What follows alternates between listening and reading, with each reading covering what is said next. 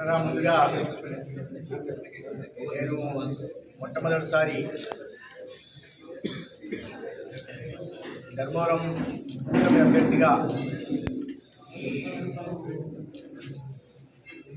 Announce చేసిన తర్వాత నిన్న ధర్మవరం పట్టణానికి వచ్చిన సందర్భంగా ఎర్రాయపాలెం గ్రామం నుంచి ధర్మవరం పట్టణం దాకా ప్రజలు అందించిన అపూర్వ స్వాగతానికి నేను సదా కృతజ్ఞతగా ఉంటాను. జీవితాంతం దాన్ని గుర్తుపెట్టుకుంటాను. ఈ సందర్భంగా వారందరికీ కూడా ధన్యవాదాలు తెలియజేసుకుంటున్నాను. తెలుగుదేశం పార్టీ నాయకులకు, ముఖ్యంగా పట్టాల శ్రీరామ్ గారికి, అదేవిధంగా భారతీయ జనతా పార్టీ జిల్లా అధ్యక్షుడు శేఖర్ గారికి, ఇతర ముఖ్య కార్యకర్తలందరూ కూడా ఇటువంటి అపూర్వ స్వాగతం పలికినందుకు, ఇంత పెద్ద ఎత్తున ప్రజల్ని సమీకరించినందుకు వారికి ధన్యవాదాలు తెలియజేస్తున్నాను. ధర్మవరం పట్టణానికి నన్ను అభ్యర్థిగా పార్టీ ప్రకటించడం, తెలుగుదేశం, జనసేన, బీజేపీ కూటమికి సంబంధించి ధర్మవరం లాంటి పట్టణానికి నేను అభ్యర్థిగా రావడం నా పూర్వజన్మ స్ఫూర్తంగా నేను నిన్న కూడా చెప్పాను, ఇవాళ కూడా చెప్తాను. దైవ సంకల్పంతో జరిగిన నా ఎన్నిక అభ్యర్థిగా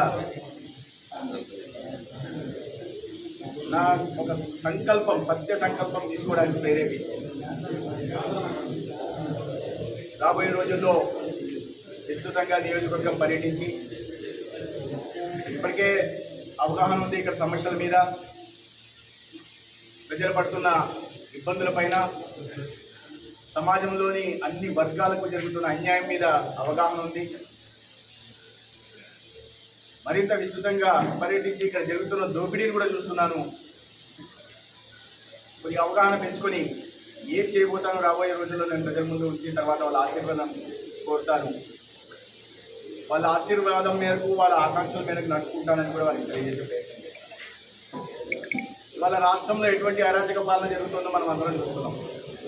ప్రతి అంశాన్ని రాజకీయం చేయడం, ఎన్నికల ముందు జగన్మోహన్ రెడ్డి గారు ముఖ్యమంత్రి కాకముందు ఎటువంటి నాటకాలు ఆడారో, ఏ రకంగా ప్రజల్ని మోసం చేశారో మనం చూసాం. మొత్తం రాష్ట్రంలో అందరినీ, ధర్మవరం కూడా ఆ పొలిమేర నుంచి ఈ పొలిమేర దాటినాక అనేక రకాలైన హామీలు ఇచ్చారు. ఒక్క హామీ కూడా నెరవేర్చకపోగా గత 5 ఏళ్లలో ఒక అరాచక పాలన సాగిస్తూ ఆంధ్రప్రదేశ్ను ఒక దోపిడీ ప్రదేశ్గా మార్చేశారు. ఇది కాదు అది కాదు అని కాకుండా ఎక్కడ ఏది కనిపించినా పంచభూతాలను సైతం ఇవాళ ఆక్రమించుకుంటూ, కబ్జాలు చేసుకుంటూ రాష్ట్రాన్ని 20 సంవత్సరాలు వెనక్కి నెట్టేశారు. అభివృద్ధి లేదు, సంక్షేమం పేరుతో జరుగుతున్నది మోసం. సమాజంలోని అన్ని వర్గాలకి అన్యాయం చేశారు. బీసీలని కాదు, ఎస్సీలని కాదు, చివరికి మైనారిటీలు కూడా. అనేక పథకాలు గతంలో కేంద్ర ప్రభుత్వం నుంచి అందుతున్న పథకాలని, గత ప్రభుత్వం చంద్రబాబు నాయుడు గారు ముఖ్యమంత్రిగా ఉన్నప్పుడు ఉన్న పథకాలని అన్ని వర్గాలకి రద్దు చేసి, మొత్తం ఒక కర్ణాటకలో బిసిబిలి బాధను ఉంటుంది. అనేక రకాలైన కూరగాయలను తీసుకొచ్చి, గతంలో అన్ని రకాల కూరగాయలు, బియ్యము అన్నీ ఉంటే వాటిని తయారు చేసుకునేవాళ్ళు. జగన్మోహన్ రెడ్డి గారు వచ్చి కొన్ని కూరగాయలు వేసి బిసిబిలి బాధను కర్ణాటకలో వేస్తారు. దాన్ని అన్నీ కలిపి ఇచ్చి ఇవాళ నేనేదో ప్రత్యేకంగా ఇస్తానని చెప్తాను. గతంలో ఇవన్నీ ఉన్నవే, వాటిని ఒక చోట కలిపి మాయదారి మాటలు చెప్తూ మోసం చేసే ప్రయత్నం చేస్తున్నారు. ఇవాళ రాష్ట్రంలో జరుగుతున్న దోపిడీ అంతా ఇంత కాదు. ఇవాళ నేను ఇప్పుడు చూస్తున్నా, ఉదయం నుంచి కరెంట్ లేదు ధర్మవరంలో. రాష్ట్ర ముఖ్యమంత్రిగా ఉండి ఇట్లాంటి ఎండలో ఈ వేసవి కాలంలో కరెంటు కూడా ఇవ్వలేని అసమర్థుడు ఈ రాష్ట్రానికి ముఖ్యమంత్రిగా ఉన్నాడు. ప్రజలు ఎంత ఇగ్గట్టు ఆయనదే ఏసీలో విలాసవంతమైన జీవితాన్ని గడుపుతుంటాడు. ఆయన మంది మాగలు, ఆయన ఎమ్మెల్యేలు కూడా విలాసమైన జీవితాన్ని గడుపుతున్నారు. రాష్ట్రానికి కరెంట్ ఇవ్వట్లా, కానీ సోలార్ ప్రాజెక్టుల పేరుతో, బిఎస్పీల పేరుతో 2.5 లక్షల ఎకరాలకి శటగోపం పెట్టే ప్రయత్నం చేస్తున్నారు. ప్రభుత్వ భూములు, అసైన్డ్ భూములు, ప్రైవేటు భూములు కూడా చాలా పెద్ద ఒక అవినీతి పర్వం రాష్ట్రంలో కొనసాగుతోంది. దాన్ని అన్ని ఆధారాలు సేకరించడం జరిగింది. దాని తర్వాత వాటి మీద ఖచ్చితంగా చర్యలు ఉంటాయి, కోర్టు ద్వారా చర్యలు ఉంటాయి. ఎవరైతే మోసాలకు పాల్పడుతున్నారో, సూత్రధారిగా ఉంటున్నారో, జగన్మోహన్ రెడ్డి గారు జైలుకి వెళ్లాల్సి వస్తుంది. దాంట్లో పాల్పంచుకున్న ప్రతి ఒక్కరు కూడా జైలు వెళ్లాల్సి వస్తుంది. ముఖ్యంగా ఈ జిల్లాలో, సత్యసాయి జిల్లాలో సోలార్ ప్రాజెక్టుల పేరుతో జరుగుతున్న అవినీతి, వాళ్ళ కొన్ని సొంత కొన్ని కంపెనీలు మాత్రం ముందర చూపి షిర్డీ సాయి, ఇండోసోల్ సోలార్కి చేస్తున్న దోపిడీ రాబోయే రోజుల్లో ప్రజల ముందు పెట్టడం జరుగుతుంది. ప్రజలే న్యాయ నిర్ణేతలు. ఈ జరుగుతున్న దోపిడీని వాళ్ళు గుర్తించాల్సిన అవసరం, దానికి తగినట్టుగా గుణపాఠం చెప్పాల్సిన అవసరం కూడా. ఇక ధర్మవరం విషయం నేను ఎంత తక్కువ మాట్లాడితే అంత మంచిది.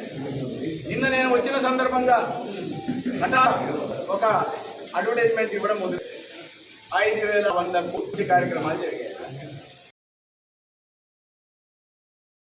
చూపించాలి. ఎక్కడైనా రహదారులు నిర్మించాలో ఒకసారి చూపించాలి. ఎక్కడైనా అభివృద్ధి కార్యక్రమాలు నిర్మించాడో చూపించాలి. ఎక్కడ కళాశాల నిర్మించాడో చూపించాలా, ఎక్కడ వైద్యం కోసం ఆసుపత్రి నిర్మించాడో చూపించాలి. ఏంటని అభివృద్ధి ఎక్కడా లేదు. నువ్వు 5,200 కోట్లు బహుశా నీ బ్యాలెన్స్ షీట్ చూపించినట్టున్నావు.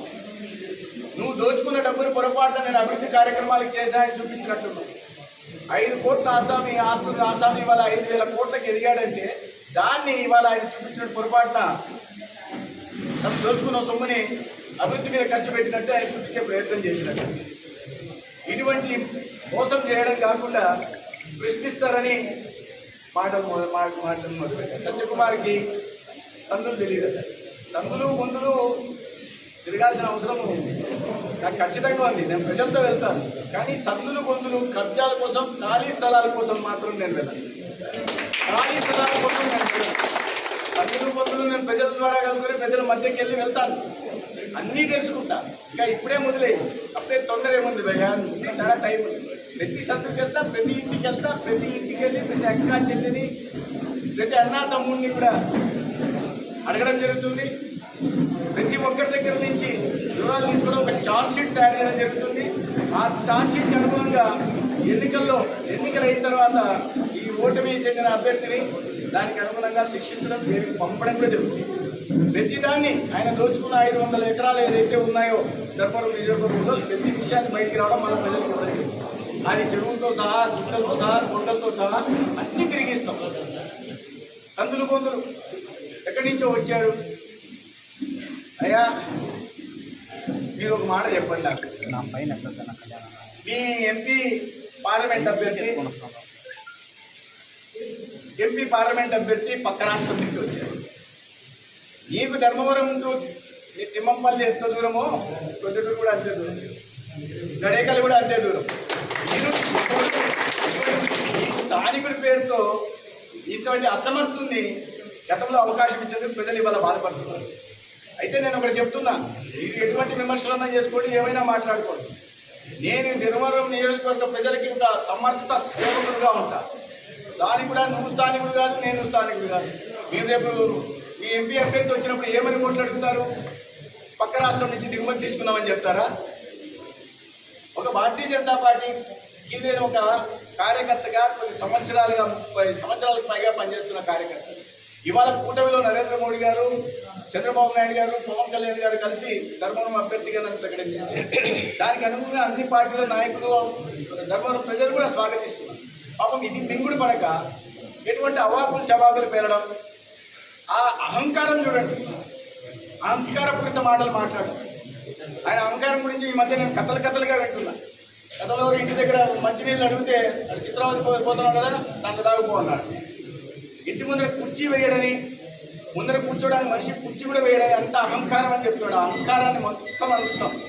అహంకారాన్ని అంచడం కోసం ప్రజలు సిద్ధంగా ఉన్నారు. రాబోయే రోజుల్లో ప్రతిదాన్ని మీ అహంకారం చేత మాటల్ని సరైన అదే భాషలోనే అర్థమయ్యేలాగా సరిగ్గా సమాధానం చెప్తాం. దాంట్లో ఏమీ వెనకాడేది లేదు. మీరు అభివృద్ధి మీద చర్చకు రండి, మీరు మాట్లాడే సంక్షేమం మీద మీరు చర్చకు రండి. మీరు అందిస్తున్న సంక్షేమ పథకాలు ఏదైతే మీరు మాట్లాడుతున్నారో దానికి 100% నిధులు కేంద్ర ప్రభుత్వం నరేంద్ర మోడీ గారి ప్రభుత్వం నుంచి అందులో నిధులని నేను నిరూపిస్తా. మీరు కాదని చెప్పండి, చర్చకు రండి. ప్రధానమంత్రి ఆవాస్ యోజన కింద మీరు ఇల్లు అంటున్నారు, చర్చకు రండి. జల్ జీవన్ మిషన్ కింద గతంలో 2019 దాకా కేవలం 6,000 ఇళ్లకు మాత్రమే కుళాయి ద్వారా నీళ్ళు అందుతుంటే ఇవాళ 12,000 పైగా ఇళ్లకు నీళ్ళు అందుతుంది. ఒక ఇల్లు 17,761 ఇల్లు మంజూరు చేస్తే ఇవాళకి 3,000 ఇల్లు కూడా నిర్మించలేదు, లబ్ధిదారులకు ఇవ్వలేదు. ఇదేమో విలాసవంతం జీవితం. ప్రతిదే అభివృద్ధికి చర్చకు రమ్మని అంటున్నారు. పత్రికా ముఖంగా మీరు చెప్పిన అభివృద్ధి కొంచెం టైం తీసుకోండి, ఏం పర్లేదు, తొందర లేదు. ఇది టైం తీసుకోండి, లెక్కలు వేసుకోండి. మీ బ్యాలెన్స్ షీట్ డబ్బులు ఏదో చెప్పారు కదా, ఆ అభివృద్ధి పనుల మీద చర్చకు రండి. నేను కూడా సభ్యులు గుండెలు తిరిగి మొత్తం వివరాలు తీసుకుంటా. వివరాలు తీసుకున్న తర్వాత అభివృద్ధి మీద చర్చ పెడతాం, సంక్షేమం మీద కూడా చర్చ పెడతాం. ఏ పథకానికి ఎక్కడి నుంచి కేంద్రం నుంచి ఏ నిధులు వచ్చాయో దానికి మీరు ఏ రకంగా స్టిక్కర్లు వేసుకొని టంకా భయించి ఉంటారో ప్రజల ముందు పెడతాం. ధైర్యం ఉంటే ఏదో ఒక రోజు డేట్ ఫిక్స్ చేసి అభివృద్ధి మీద చర్చకు రావాలి. మీరు చెప్తున్న అభివృద్ధి మీద కూలంకషంగా రాష్ట్రంలో నేను ఈ మాట జగన్మోహన్ రెడ్డి గారికే సవాల్ ఇస్తున్నా. రాష్ట్రంలో జగన్మోహన్ ఇక్కడ రాష్ట్రం గురించే మాట్లాడాలను చేతనైతే ఎవరైనా సరే మీరు అధికారులు సహా లేదా టీములు వేసుకుని ప్రైవేట్ టీములు వేసుకుని ఎవరన్నా రండి. రాష్ట్రంలో అభివృద్ధి కేంద్రం నుంచి వచ్చిన నిధులతో జరుగుతుందా, మీరు చేసిన దీంట్లో జరుగుతుందా? 22.5 లక్షల కోట్ల బడ్జెట్ ఉంటే మీరు ఇచ్చిన 2.5 లక్షల కోట్లు అంటే మిగతా డబ్బులు ఎక్కడ పోయినా? ఎక్కడ ఒక రహదారి నిర్మించలే, కొత్తగా ఒక హాస్పిటల్ నిర్మించలే, కొత్తగా విద్యాలయం నిర్మించలే. ఇవన్నీ వస్తున్న సమగ్ర శిక్షా అభియాన్ కిందనో నేషనల్ హెల్త్ మిషన్ కిందనో వస్తున్న నిధుల్ని గ్రామాల్లో కేంద్ర ప్రభుత్వం గ్రామాల్లో అభివృద్ధి కోసం, మౌలిక సదుపాయాల కల్పన కోసం, మురికి నీటి నిర్వహణ కోసం, మంచినీటి కోసం ఆర్థిక సంఘం ద్వారా నిధులు ఇస్తే వాటిని కూడా లాగేసుకున్నాం. లాగి గతంలో చెప్పారు లేదు కరెంటు బకాయిల కోసం అకౌంట్ నుంచి మరలించుకున్నాం. మళ్ళీ ఇప్పుడు కొత్తగా నోటీసులు పంపారు కరెంటు బకాయిలు కట్టారు.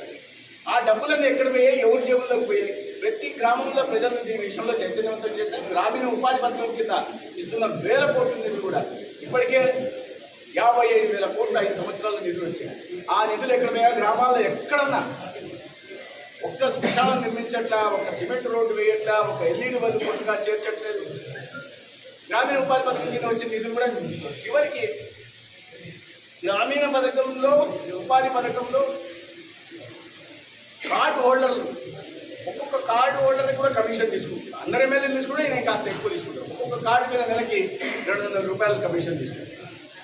కేబుల్ టీవీల మీద కమిషన్ తీసుకుంటాను.